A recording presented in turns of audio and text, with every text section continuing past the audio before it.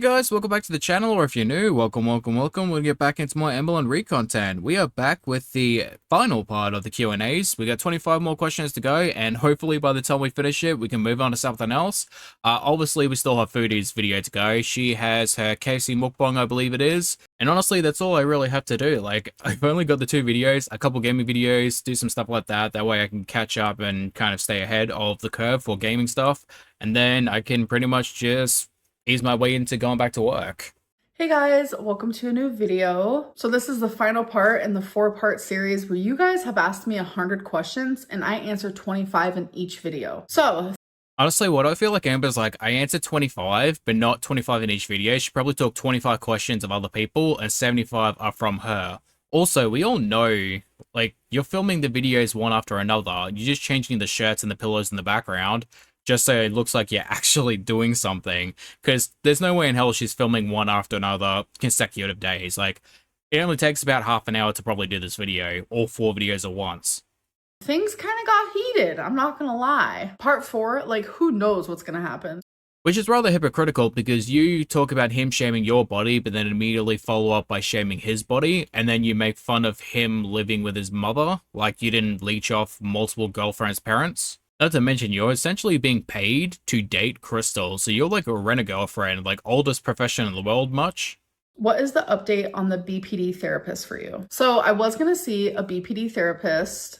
I was going to see a BPD therapist, meaning that she really didn't have any intention of doing it, and now it's kind of in the past. It's like, it's over and done with, because, like, if I get therapy, then I would have to be held responsible for my actions.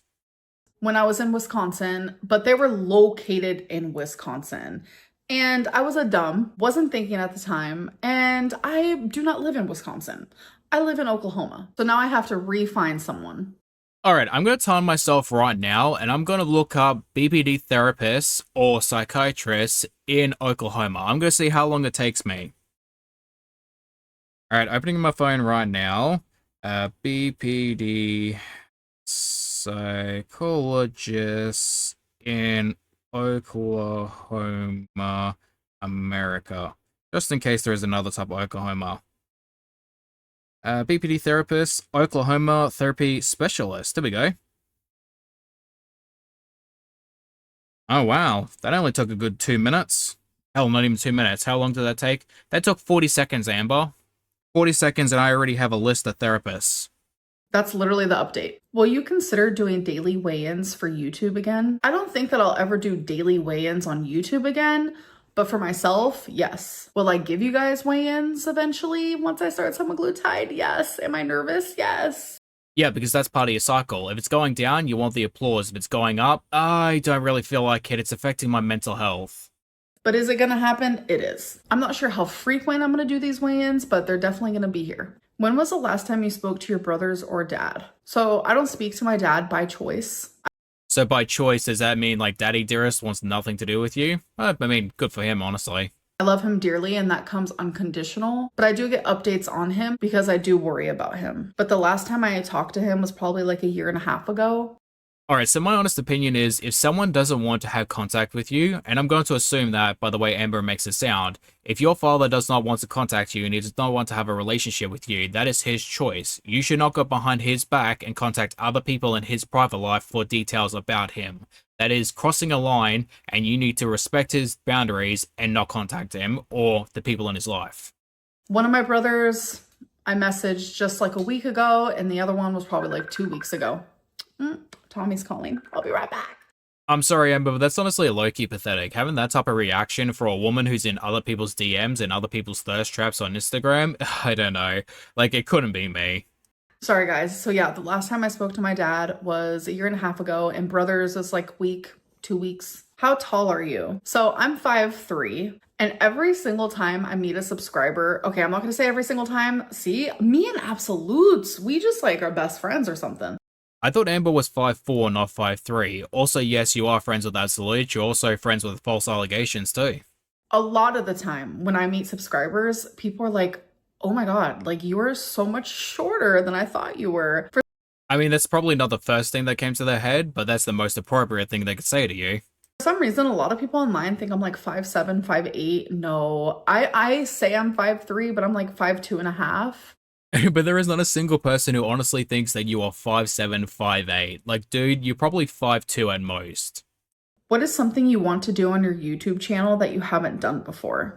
Have a healthy relationship, stick to a diet, have someone tell you they're proud of you. I mean, plethora of things.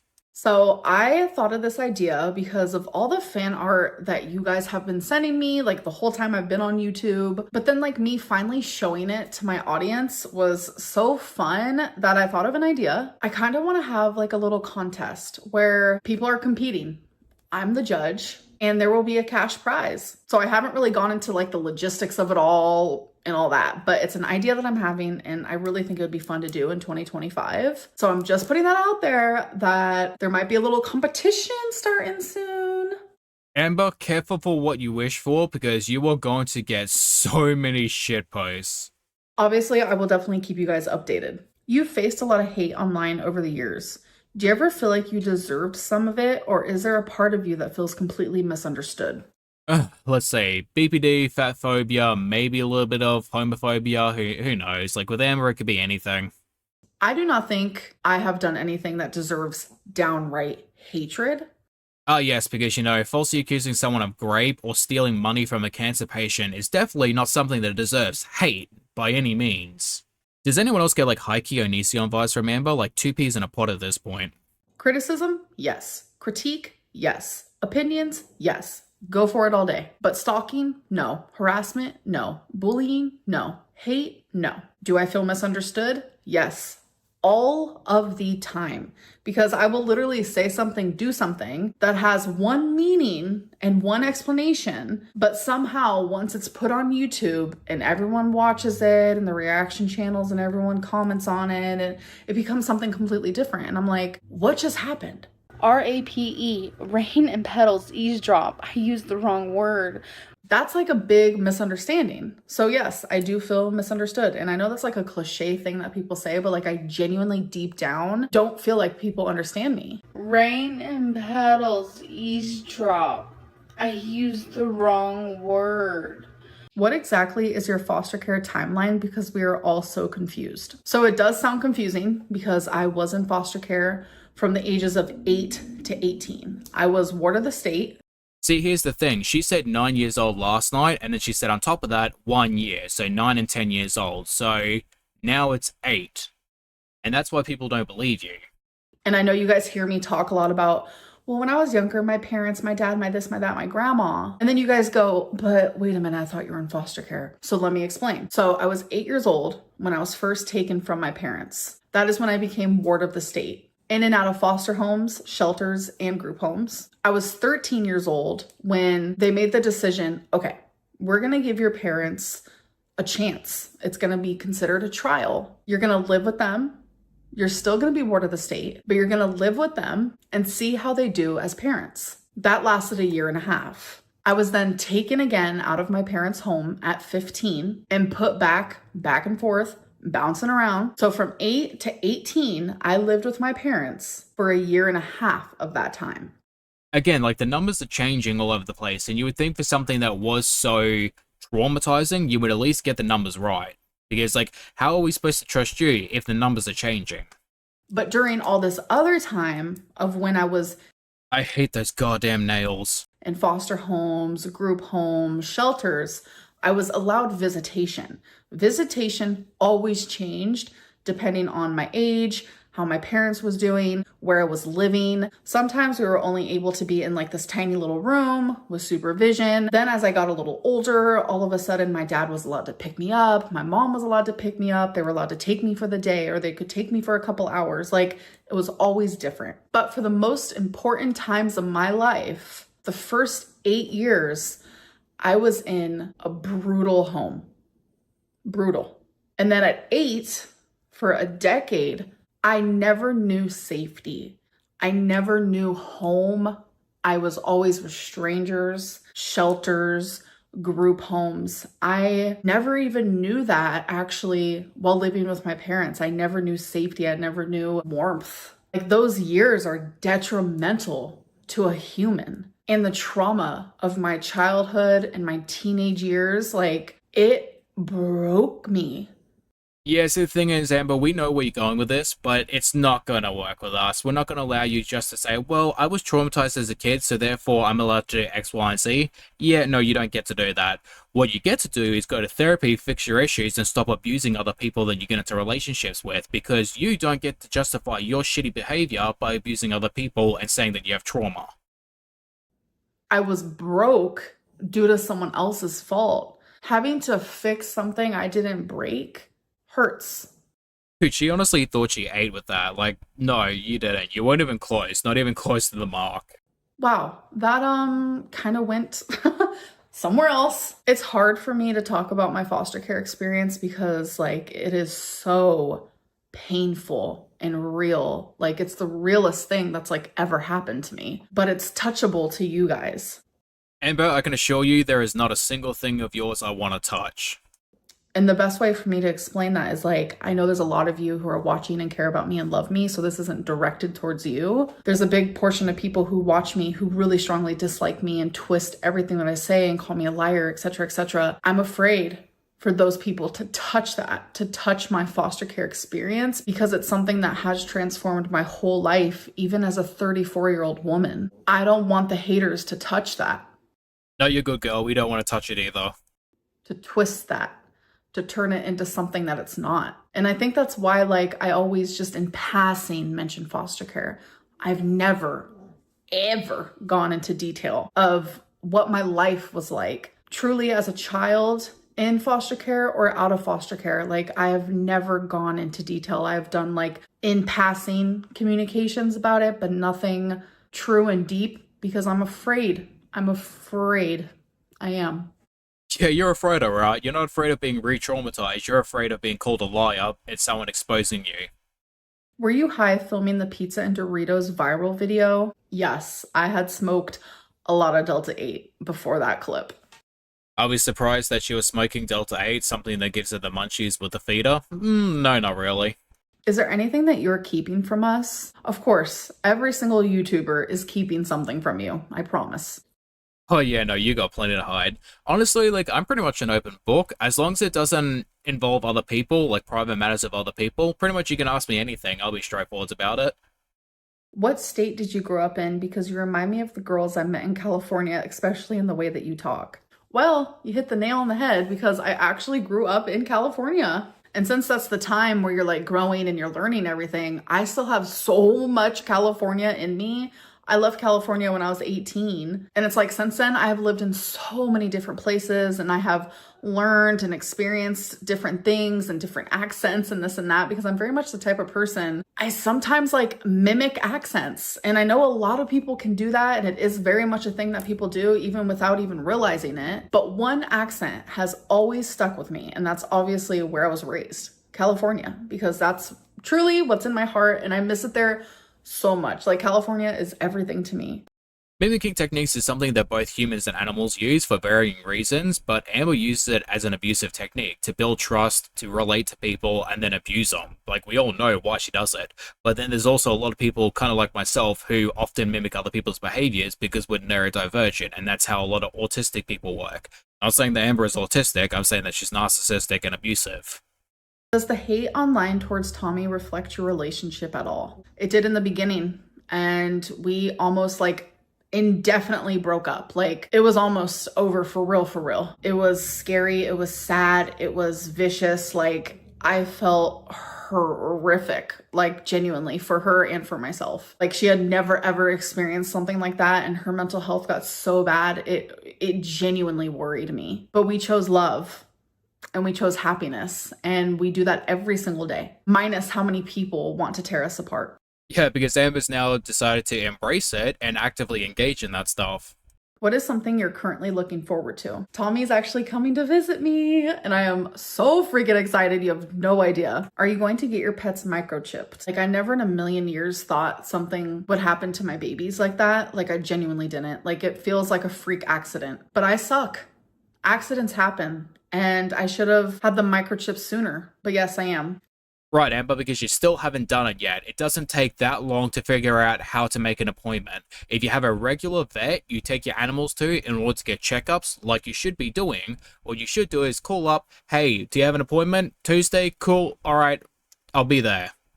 What kind of nutritionist are you seeing? An RDN, which stands for a registered dietitian nutritionist. Amber, you are aware that Emily roleplaying as an RDN doesn't count, right?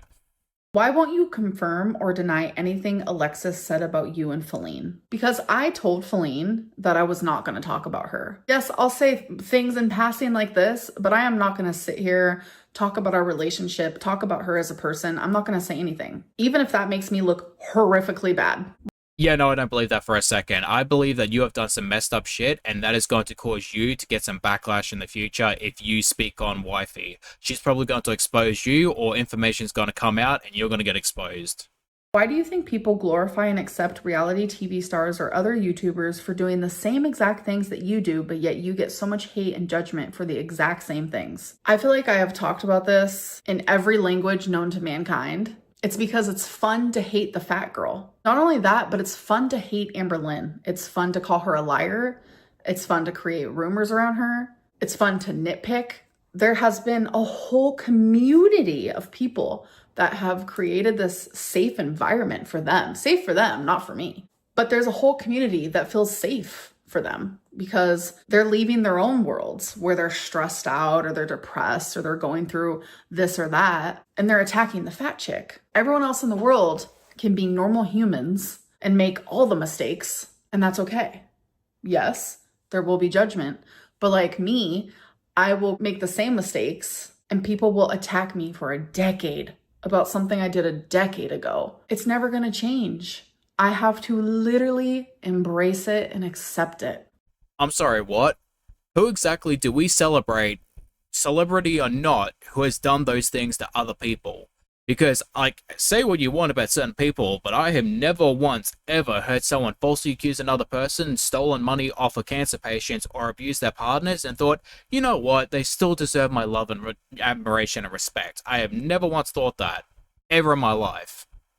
What is something that you think isn't fair that the haters or reaction channels have done? So kind of like what I was talking about just now, they've created a whole community that thrives on talking badly about me. It's simply more than the typical like, oh, every YouTuber gets hate. It's way more than that. Amber, please, seriously, like, there's not even a doubt in my mind that Amber doesn't even believe the bullshit she is spewing right now. Like, she knows full well the things that she has done, but she can't just accept accountability, so she's like, no, it's because I'm fat. Like, no, what do you mean? Like, yeah, sure, I stole money from a cancer patient, but no, people hate me because I'm fat. Yeah, like, yeah, I was transphobic and I abused the shit out of my ex, but like, no, it's because I'm fat. Like, yeah, sure, I stole money from my ex, thousands of dollars, leaving them broke and essentially homeless, but like, you know, that's because I'm overweight. That's the hate that I'm getting because I'm morbidly obese. Like, not because I did those things. Yeah, like, I unalive 2 cats, but you know, people hate me because I'm fat. Have you had any BPD episodes in your current relationship with Tommy? I have. Yes. Honestly, who do you think would win? Like, Emily could probably lock Amber in the basement, but at the same time, Amber could probably pick Emily up and, like, throw her, like, Donkey Kong style. Like, I wouldn't be surprised if Amber could throw her hands if she wanted to, but at the same time, I think speed advantage and probably, like, peck her with a nose. Like, I'm pretty sure, like, Emily could do some damage with that thing. Be like a Pokemon battle. Do you bring food into the bedroom sexually? I don't. I think one time, like in a past relationship, I might have like licked whipped cream off of somebody. Are Oh, dude, that is foul. I physically gagged at that.